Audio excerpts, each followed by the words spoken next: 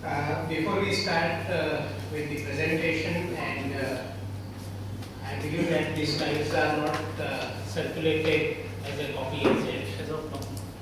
That's a good part. Otherwise, we would have also wondered how in 90 minutes time perhaps you would have been able to complete the things. I'll just tell you the background under which that miscommunication has happened. That when the invitation received from CBO was saying that direct tax proposal, budget 2012, timings 5:30 to 8:30, the full colony. So I carried a bona fide impression that 3 hours time is given to me to present the budget, but there was a retrospective amendment today morning from the president that you will be able to complete it before 7 o'clock.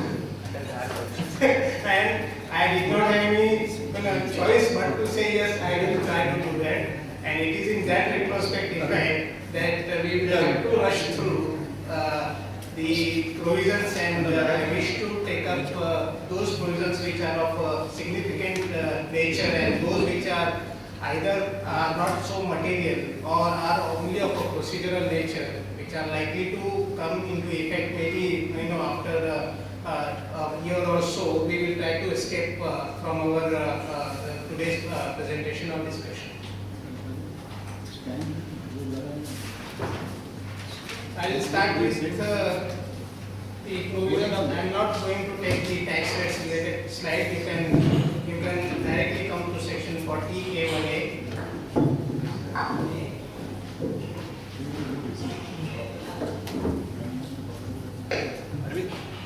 Let the other line remains with the chairman, so that whenever he wants to stop me, he can make use of that option. On 40A1A, I think there is a very welcome amendment which has been proposed. As you are aware that 40A1A provides for the disallowances on account of the default in ETS compliance by the deductor. There was no backup provision available, and there used to be a hardship to the taxpayer when, on account of the compliance by the payee at his own end, there was no occasion thereafter remain for any deduction and payment of tax by the deductor. And in absence of any specific provision under section 40A1, there used to be a hardship on account of the disallowances in the hands of the taxpayer. And the present amendment is now taking care of curing the defect, or making it, or rather removing the hardship of the taxpayer. And now it provides that in an event if there is a total failure or partial failure to deduct tax by the deductor, and if there is a compliance by the tax payee on the other side by filing return of income by making payment of taxes on its own, then in that circumstances, deductor would be entitled to the expense deduction in the year in which the return of income has been filed by the payee. So it's a very welcome amendment, and I believe that it applies presently. The manner in which the language exists, that it will apply only in the case of failure to deduct tax. So if there is a deduction of tax but there is a delayed payment, then that circumstance is not getting covered by that, and rightly so for that matter.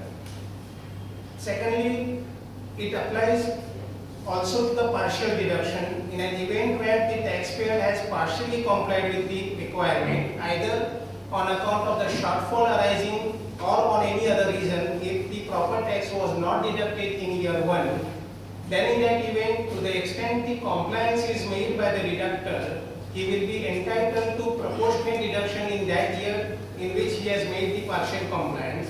And if on the balance part, the defaulted amount, if payee has already paid taxes and filed the return, then in that event the balance portion of the amount may be deductible in the year in which payee has made the compliance. It needs to be noted that the deduction will be allowed only in the year in which payee has complied with the requirement, namely filing of return of income. And therefore, in an event where expense belonging to March 2012, in respect of which deductor has failed to deduct the tax and payee has filed the return of income by September 2012, 2012. Deduction will be available in the financial year September 2012 and it will not relate back to the year March 2012. So there will be a shift of year which is likely to be there, and that it is in that year that the deduction will be available to the deductor, to the payer.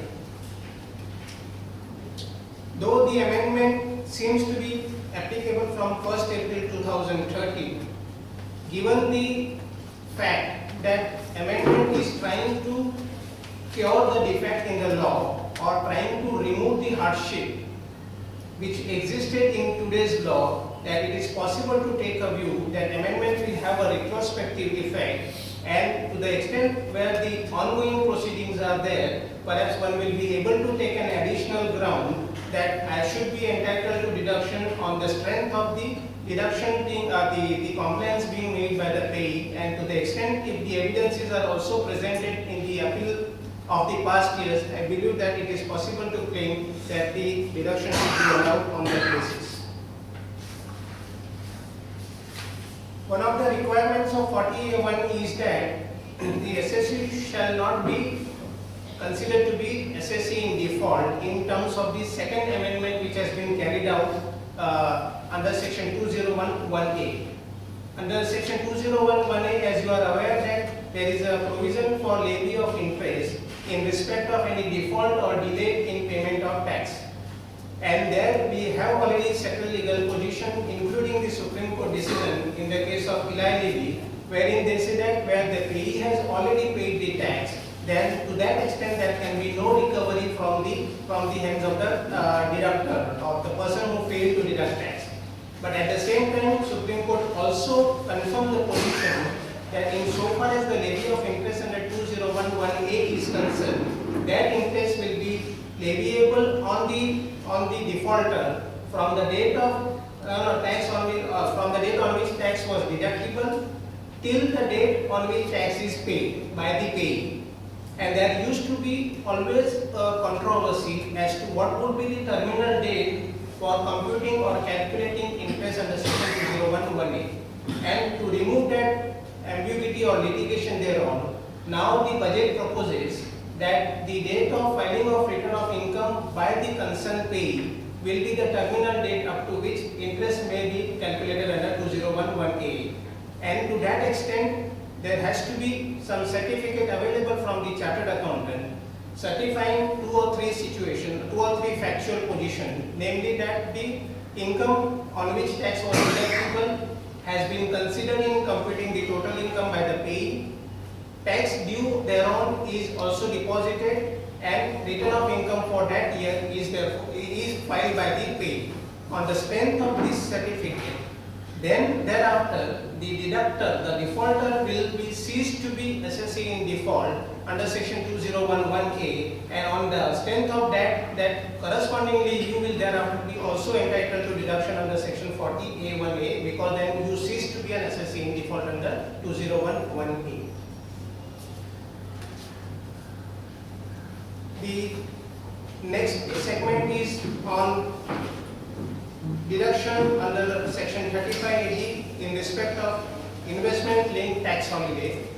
As you are aware that the taxpayer is entitled to deduction under section 35AD in respect of any capital expenditure incurred on commencement of certain specified businesses.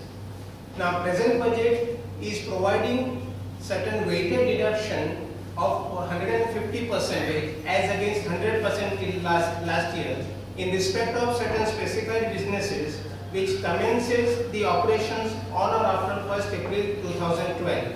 With effect from that, they will be entitled to the weighted deduction. It is in respect of the new activity which commences on or after 1st April 2012. It may be noted that the loss or the capital expenditure which results into loss in that year is ring fenced, in the sense that that loss is not allowed to be set off with any other business losses or any other sources of losses. It is ring fenced to be set off only against any business income out of the similar specified businesses, maybe different businesses, but it has to be a specified business. So to that extent, I think the weighted deduction also will have its limitations having regard to the ring fenced provisions existed in the law. In respect of the specified business, namely the hotel being two-tier or any two-tier plus category of the hotel, there is a very welcome amendment carried out with retrospective effect from 1st April 2011. Namely that today the taxpayer would be entitled to the deduction under 35D in respect of hotel, provided he has built the hotel as also he operates the hotel. So both these conditions were cumulatively required to be fulfilled by the hotel person, hotel owner. Now, having realized that in most of the hotel industries, the owner may be different as compared to the person who manages the hotel affairs. So they recognize that aspect and they say that in an event where the operations of the hotels are given to the third party, then in that case also the hotel owner will still qualify for deduction under 3580, though the operator may not qualify for the reason that the operator has not satisfied the conditions of building up the hotel business or setting up the hotel business.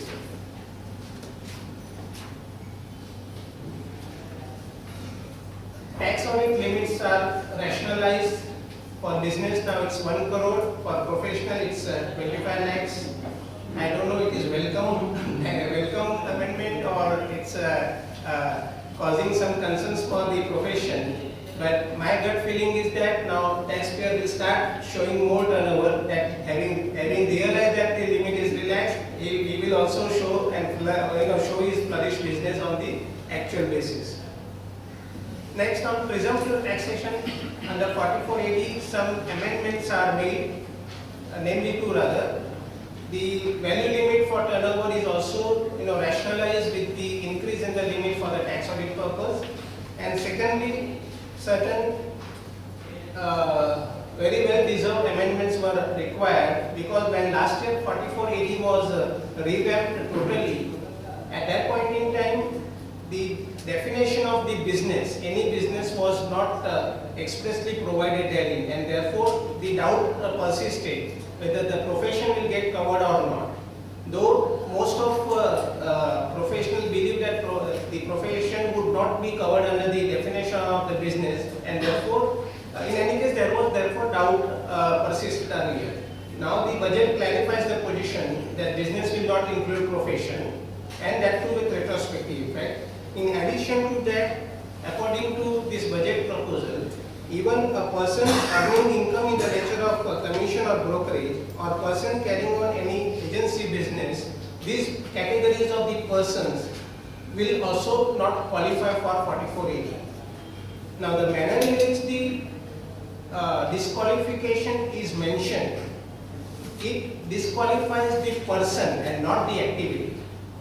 And therefore a person who has multiple activities, some of them may be a qualifying 4480 activities, but if that person total income consists even a small 100 rupees earning from commission or brokerage income, then as per technical reading of the section, it appears that that person will disqualify totally.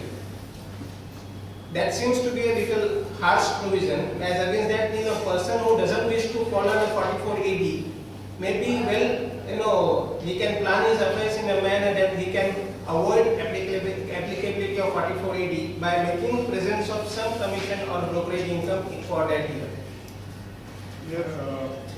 What I believe is it's in for business. So if he is doing a number of businesses, he may be disqualified for a particular business, not for a whole set of year.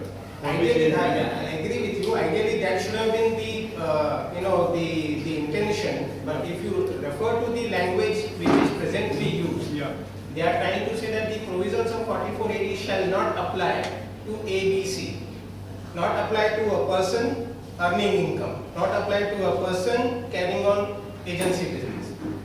So if you read technically, then person disqualifies. I believe that should not be the intention of the legislature, but unfortunately the language defect is there. Unless they want to really take out that person totally, I think there is no logic for that. Next set is something about what Haresh Bhai mentioned in his opening remarks about domestic transfer pricing provisions. We are told now that in respect of certain specified domestic transactions as entered between associated enterprises, now these transactions will be subject matter of transfer pricing compliance at par at which the present international transfer pricing provisions are there. We are also say that what will this specified domestic transaction will have an impact. It could be in relation to allowance for an expenditure, or it could be for allocation of cost between the associated enterprises, or it could be any income earning from the transactions between the associate concerns. In respect thereof, all these transactions now will be subject to arm's length pricing principle, ALP principles, and to that extent ALP adjustment may be permissible in terms of these new provisions. So however that such adjustment should not result in diminishing the income of the taxpayer or increasing the loss. If effect of that ALP adjustment is to diminish the total income already declared by the SSC, then the provisions will not apply, your total income will remain at that. But if there is an adverse variation as compared to your own commercial rate, if ALP comes out to be higher than that, then to the extent the difference between the two transactions, there is possibly likely to be an addition to your total income. So whether the corresponding party can claim deduction or? No, unfortunately that backup provisions are not available, so it will be only one-sided, one-way traffic only. There is no change on account of this adjustment of the domestic transfer pricing related provisions on the MAT computation. MAT computation will continue to remain with respect to your book result only. Now, what are these specified domestic transactions? There are 4 or 5 categories of the transactions which are contemplated to be covered under this chapter. Some of them are overlapping to one or the other. Namely that any expenditure in favor of a person referred to in 42B. Now in 48(2)B we have certain list of related parties with regard thereto. Now despite the fact that 48(2) would have otherwise also provided an ample power to the tax officer to analyze and judge whether the transactions have happened at the market rate or not, ALP provisions will now necessarily mandate the officer to compute the ALP between ALP in respect of the transactions covered by 48(2). So as Haresh Bhai mentioned, if a view is taken that even payments to director is covered under 48(2), then possibly even ALP computation may also require to be done up with respect to the correctness of the price paid. How officer will do, I don't know. How he will compare it, what would be the comparable evidences, presently I don't have an answer for that. But this is something which is likely to come out in the course of the actual practice when any such related transactions may be there. There could be a transactions of payment of labor charges. It is not necessary that the labor charges will always be uniform. It may depend upon what infrastructure the other party is having, who is supplying goods to what extent, whether any components are also required to be taken up or considered by the labor contractor, whether he is working in my factory or he is having his own setup of factories. So all those factors will certainly have some material impact while judging the price of the or ALP of the transaction. So all those things, and more particularly when a person is dealing with an unorganized sector, how and to what extent evidences will be possible, to what extent documentation would be possible. I think all those challenges one will have to face in the course of coming years. Second category is any transaction referred to in section 80A. Now 80A broadly covers all those income linked incentives provisions, namely 10A, 10AA, etc. and chapter 6A, 80IA, 80IB, 80IC, all those incentives which are income linked incentives, those provisions are covered. So any transaction which have a bearing on computation of deduction under those respective sections then in determination of quantum of deduction which is entitled for that incentive benefit, in that determination that the ALP provisions would be there. Today, 88 itself provides that these transactions are to be judged having regard to the market value. So it was not as if that it was an open-ended things were available to them.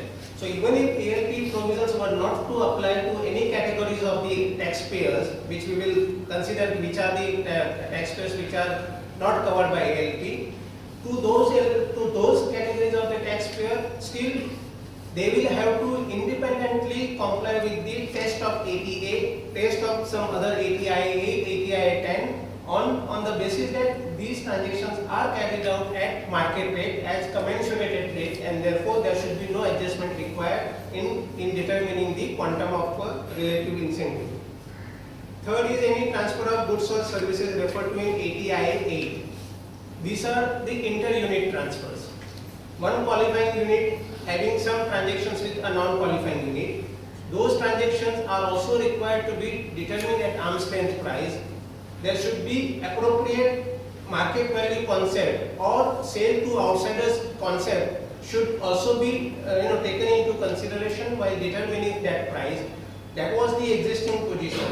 Now these computations or these inter-unit transfers are required to be made at ALP method as may be relevant for that transaction. Next is any business transacted as referred to in ATI 10. Now under ATI 10, today officer has a wide power to look at an arrangement with any party, not necessarily the sister concern, not necessarily an associate concern, but if officer feels that the transaction with any party results into undue excess profit to a qualifying unit, then he can disregard that arrangement and he can substitute the what he believes to be, or in his opinion to be, a correct value determination of that transaction while determining the ATI 10 or by determining the tax incentives benefit under respective sections. Likewise, any transaction referred to under chapter 6, this is also widely, but it's overlapping your earlier three categories. It's intermixed things. They wanted to cover everything in the Income Tax Act which is referred to or which is covered by any of the incentive benefits. So to that extent, therefore, there is an overlapping, but the underlying object or the intent is clear that in so far as you are taking any benefit under any income-based, income-linked incentive benefits, you are supposed to follow the ALP methods. Now, to whom this domestic transfer pricing provisions will apply, that to that taxpayer where aggregate of all these transactions exceed 5 crore per annum, and that 5 crore determination should be on aggregate basis in the sense that it would be an amalgam of expense side total, it will be an amalgam of the other income side and the other transactions total, and that is how 5 crore limit will be determined. Including capital account transactions, loans or I believe that if it has an impact on the computation, I believe that, say for example, if you are under 48(2)(b) transaction, then capital transactions are out. To my understanding, it applies only to the revenue transaction. And in so far as the other aspects are concerned, these are only limited to determination of quantum of taxable or quantum of eligible deduction, qualifying deduction. And vis-a-vis that, if anything which has bearing on that, if loan has bearing on that, if interest-free loan is enjoyed by the concerned party and the officer feels that the appropriate interest charge should also be there, then to that extent I believe the interest charge may become relevant. I am not too sure presently that whether the loan per se will get covered or not. Similarly, when guarantee will be, suppose guarantee of 10 crore rupees. If it has a bearing on computation of your ATI or ATIC income, then in that case, yes, to that extent the appropriate cost element one will have to factor in. But as I say that this is relevant only in computation of the deductions under the respective incentive provisions. There is presently there is no notional assessment of the income is provided, unlike which is there under the international transfer pricing provisions. So therefore, even if you feel that there given by A company to B company, then there will be no notional income assessment in the hands of the recipient company on that ground, unless that was essentially required to factor in computing any of the eligible deductions. So it can affect your chapter 6A deduction quantum. It cannot affect your gross total income. Gross total income will continue to remain as what you compute as per your normal provisions of the law. And it is only at the middle stage before determining the total income that there could be some adjustment coming as regards the incentive benefits are concerned. But it might affect your 48(2) disallowances if it is not matching with your ALP provision. To that extent, it is impacting your gross total income. Barring that, there is no positive notional taxation of an income on notional basis in the hands of the recipient person. There is one amendment carried out. Rent-free accommodation given to director for which interest-free security deposit is given, that will not be covered. Sorry.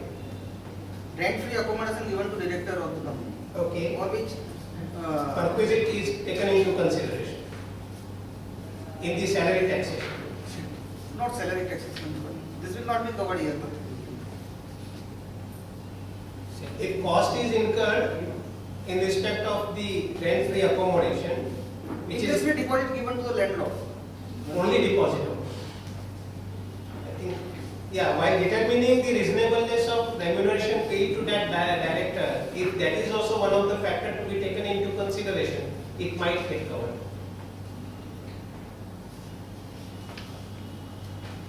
There is small amendment carried out under 48(2), enlarging the related party related scope. Today, if a parent company and subsidiary company is there, or there are two subsidiaries companies, they are transacting between themselves, are not directly hit by 48(2). And therefore now the amendment suggests that any person who is having the interest more than 20% in A company and more than 20% in B company, and then A company and B company are transacting with each other, then these categories of the transactions are also now sought to be covered under the extended definition of related parties under 48.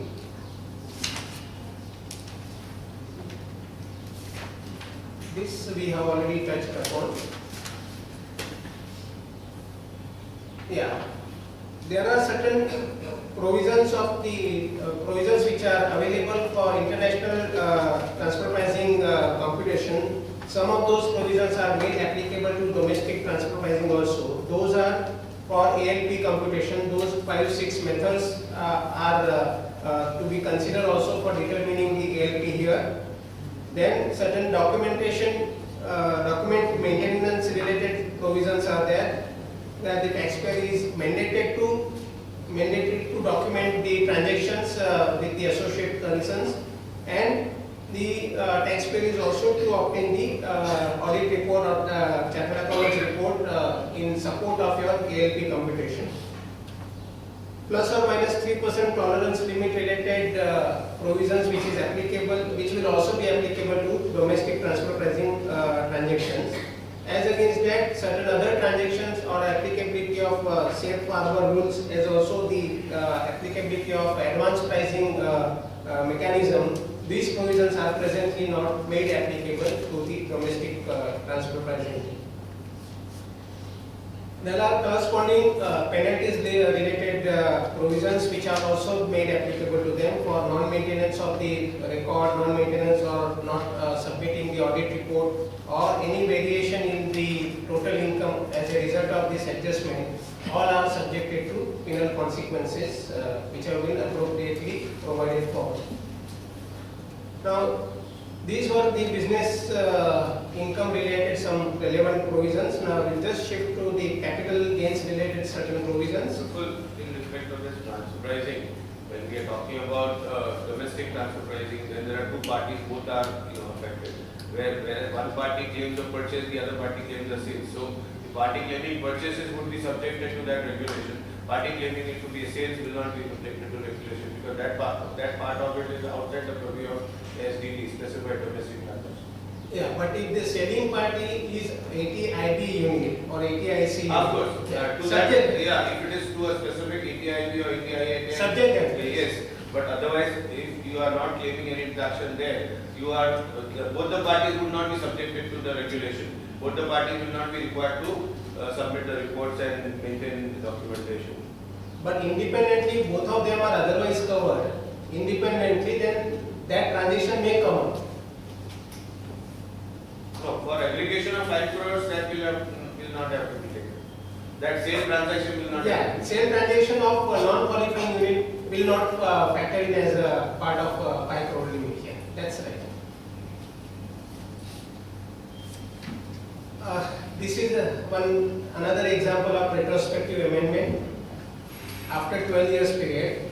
Today we are aware that under 4713, when there is a corporatization of a firm into a company, then partnership firm which sells the business to the running business to the company will be entitled to exemption under section 47 in respect of capital gains arising out of that.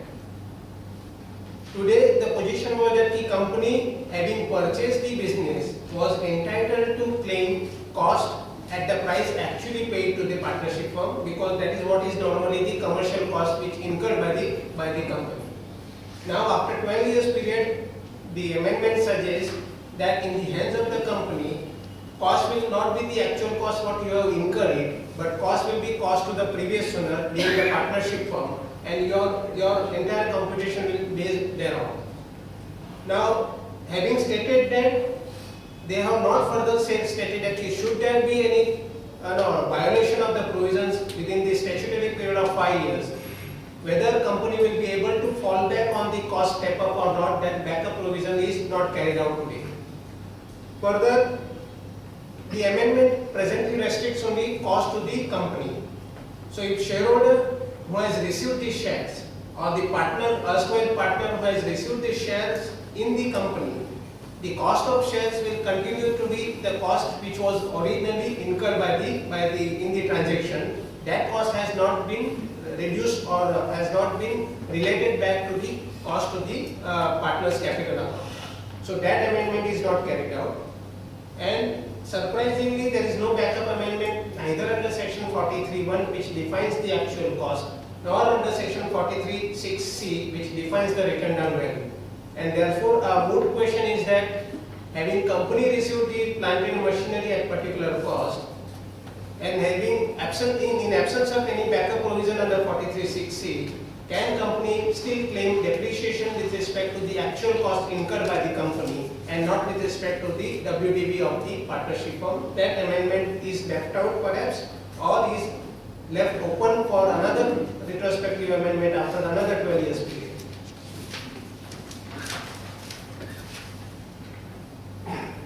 Under 47(7), as you are aware that in a case where a shareholder transfers certain shares in the scheme of amalgamation, then shareholder is exempted, or the transaction is regarded as not transfer under 47(7) if transfer is made in consideration of allotment of shares of the amalgamated company, and the amalgamated company is an Indian company.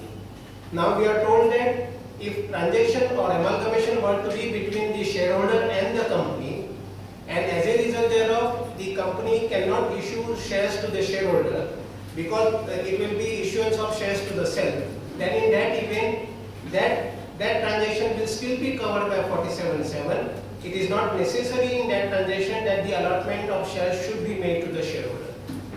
Now presently, at least to our knowledge, there was no such controversy existed today, or if it would have been existed, then at least we are not aware about that, which shareholder would have claimed or the department would have claimed certain conflicting situation.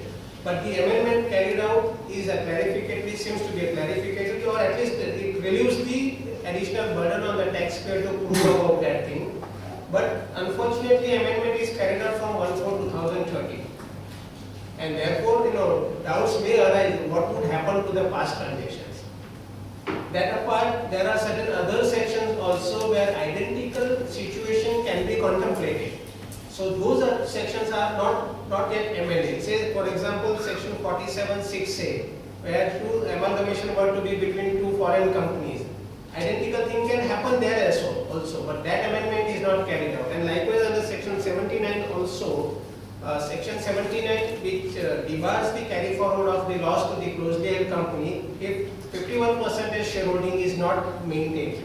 And for maintaining that 51%, some exceptions are carried out in respect of amalgamation and in respect of demerger, where it is not possible to issue the shares to the self-same entity.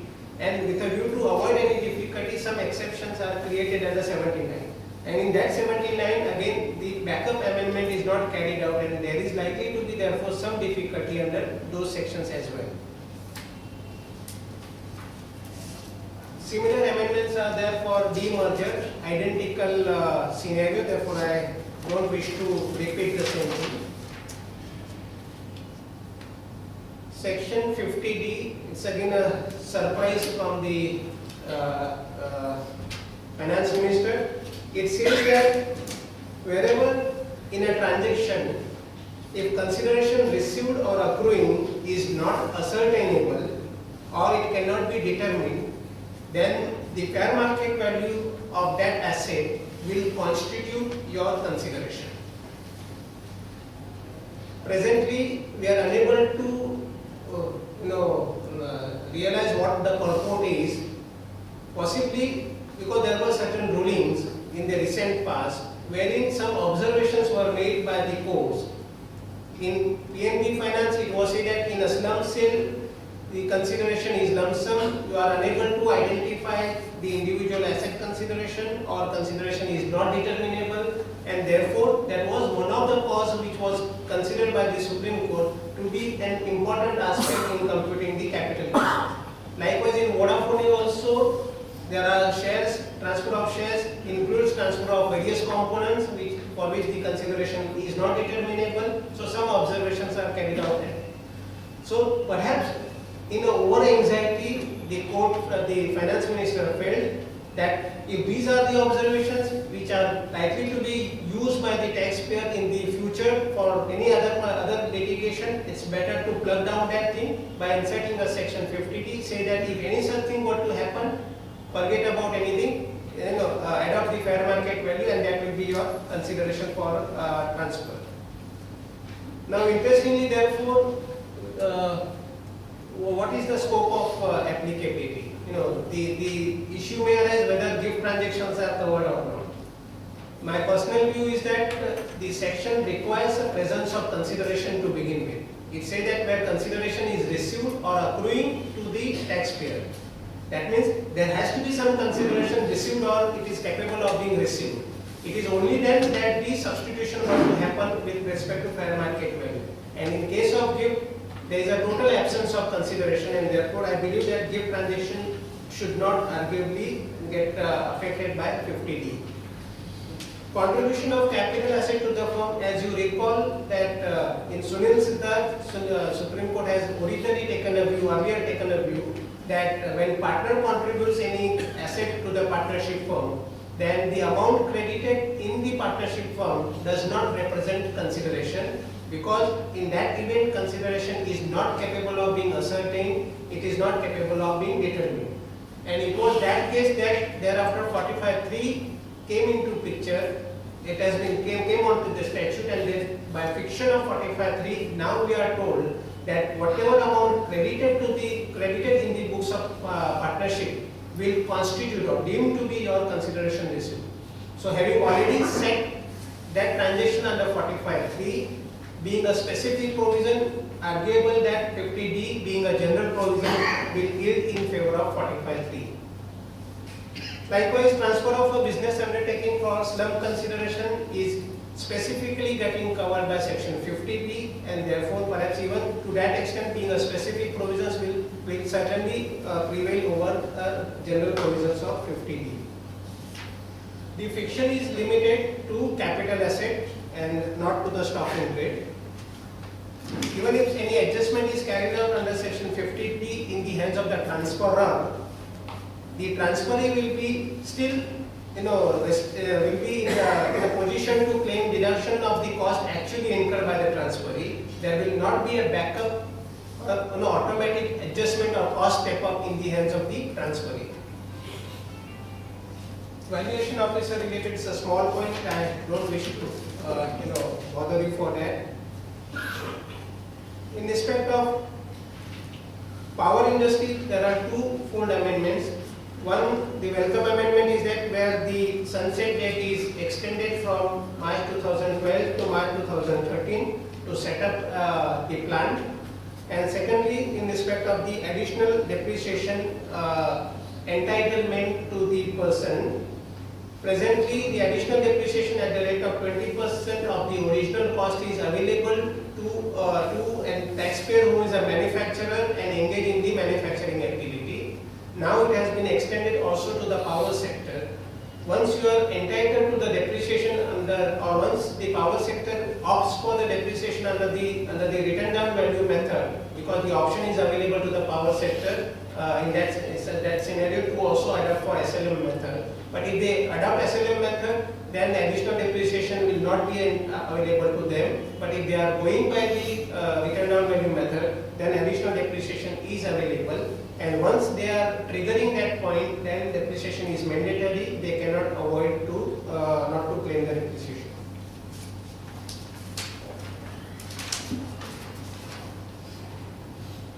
Alternative minimum tax. Last year, AMT was introduced to cover LLP, and we are told that if the tax payable at the rate of 18.5% in respect of adjusted total income of an LLP were to be more than the tax payable under the normal computation, then the LLP is liable to pay tax under the MAT provisions. And for that matter, they have defined the adjusted total income to mean the gross total income prior to the income benefit claim under Chapter 6A, income linked incentives claim under Chapter 6A, ATIB, ATIC, etc., or deduction claimed under 10AA. So effectively, even if you have claimed these deductions, you have to add back to the total income so as to arrive at the adjusted total income, work out 18.5%. That you compare with your normal tax liability as would have arisen with respect to your normal total tax income or total income, and if 18.5% were to be higher than 18 to your normal tax liability, you are liable under MAT. This was applicable only to LLP. Companies are otherwise independently liable under MAT provisions at 18.5%. Now budget says that this AMT will be applicable to all the entities including LLP, but excluding company because company is otherwise covered, and to that extent the scope of AMT is expanded to cover all the individuals, etc., but with the rider that the adjusted total income should be more than 20 lakhs so as to get covered by AMT. If it is less than 20 lakhs, then that person is not covered under AMT. The manner in which the adjusted total income is there, if there are certain incomes which are liable to tax at a lower rate, there is no saving provision for that, am I right? Yeah, Reshma, you are right. I think the manner in which it has been defined, it may so happen, that a taxpayer with only short-term capital gains as an income, which ordinarily would have paid tax at 15%, is likely to pay tax at 18.5% if regard be given to the language in which the adjusted total income is defined. As per one reading, it appears that it is not necessary that person should have 10AA income or person should have Chapter 6A benefits. Because at each stage they say that deduction under 10AA if any claim. Deduction under Chapter 6A if any claim. In the sense that if you have no deduction, you have claim nil, and therefore you work out the adjusted total income by taking or factoring into the nil benefit and then compare your total compare it with your total income. So there is a likely to be great debate or litigation on that aspect, that whether an individual without having any business income, having only say short-term capital gain or long-term capital gain with 10%, whether or not that will be covered by AMT would be certainly an open issue for that. But the AMT applicability is limited to the adjusted total income, if any.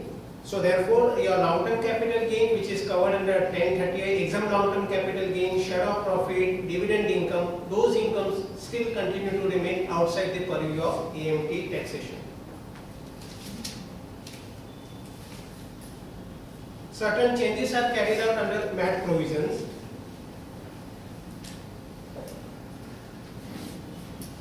Just try to capture in this table what is the existing position and what is the post-amendment position, wherein you may refer to the third and the fourth bullet, which would be of a practical relevance to the gathering here, that the company which are a banking company, electricity company or insurance company, these companies are exempted from preparing profit and loss account as per the Schedule 6 of the Companies Act. The position today was that it was an ambiguity in the sense that there are certain rulings wherein say that if company is not liable to prepare accounts as per Schedule 6, MAT provisions will not apply. Whereas the other belief was that those companies have to necessarily prepare a separate profit and loss account and balance sheet in terms of Schedule 6, and by virtue of that requirement, the companies are liable to MAT provisions. Now, the budget clarifies the position that with effect from 1st April 2013, MAT will also apply to these companies. They did not prepare any profit and loss account as per Schedule 6. Whatever profit and loss account that they are liable to prepare under the respective statute, that will be sufficient enough. MAT computation will happen on the basis of such profit and loss account. There could certainly be challenges because I believe that I am told that for insurance company etc. certain amounts are required to be transferred to the reserve, and some shareholders shares are there, some policyholders profit is there, something like that is there, and by virtue of some statutory requirement, something is required to be transferred elsewhere. Whether such adjustment under the explanation to compute MAT will also require to be made with this type of the transfers which are statutorily mandated by the law, and therefore they will also be liable to MAT under this revised provisions, is something which I think one will have to really debate and discuss the issue whether it is correct way of looking at the matter. No, sir, the main issue is that insurance companies are liable at 12.5%, whereas MAT is 18.5%. So Yeah, there so will never be a MAT credit available to Yeah, them. that That is backward because exempt tax. Yeah, so I was not aware that insurance companies liable at 12.5%. Good.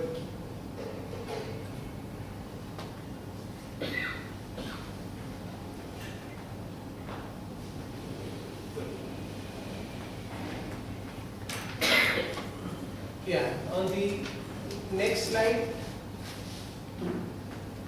revaluation reserve, I think again the government is very much vigilant to look at the tax planning, which most of the aggressive companies have been taking resort to, that before sale of your asset, they will revalue the asset, take the revaluation amount to the revaluation reserve account. At that stage, there will be no book profit levy because it is merely a book entry. You are doing it without touching your profit and loss account. You are doing in the balance sheet.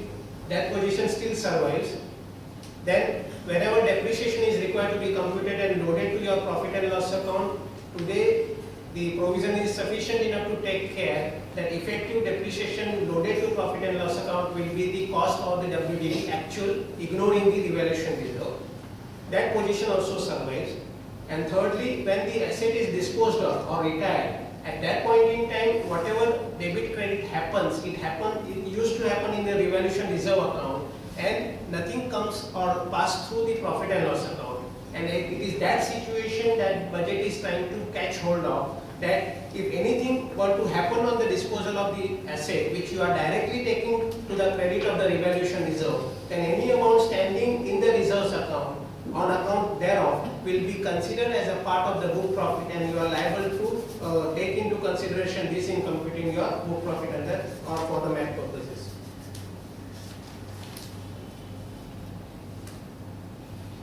Next.